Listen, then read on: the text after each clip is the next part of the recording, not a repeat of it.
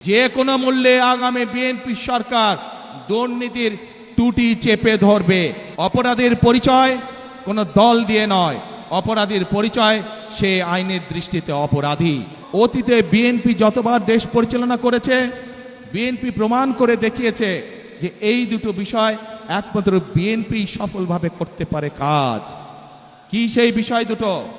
এক, মানুষের নিরাপত্তা, যাতে করে মানুষ নিরাপদে চলাফেরা করতে পারে, ব্যবসা বাণিজ্য, চাকরি বাকরি সব করতে পারে। দেশনেত্রী খালেদা জিয়া যখন দেশ পরিচালনা করেছেন, যেই হোক না কেন, এমনকি আমাদের দলের অনেক লোক যারা কোনো অনৈতিক কাজে নিজেকে জড়িত করেছে, আমরা তাদেরকেও ছাড় দেইনি। আজ এই দেশের জনগণ, এই দেশের মানুষ যদি বিএনপির পাশে থাকে, ইনশাআল্লাহ আগামী দিনে আমরা একইভাবে কঠোর হস্তে দেশের আইন শৃঙ্খলাকে নিয়ন্ত্রণ করব, যাতে দেশের সাধারণ মানুষ, খেটে খাওয়া মানুষ যাতে করে নির্বিঘ্নে জীবিকা নির্বাহ করতে পারে।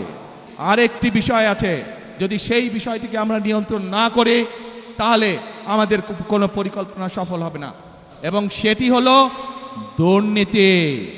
যে কোনো মূল্যে আগামী বিএনপি সরকার দুর্নীতির টুটি চেপে ধরবে। এই দুটি হচ্ছে আমাদের কমিটমেন্ট এই দেশের মানুষের কাছে।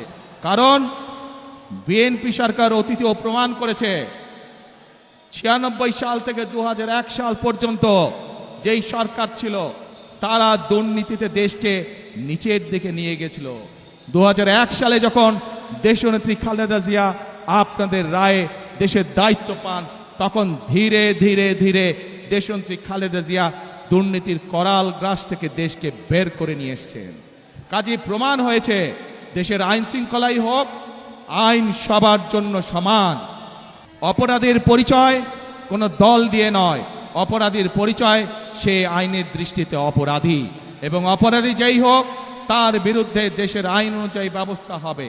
কাজেই দুর্নীতি যেই করুক, দুর্নীতি যারাই করুক, তাদের বিরুদ্ধে দেশের আইন একইভাবে প্রযোজ্য হবে।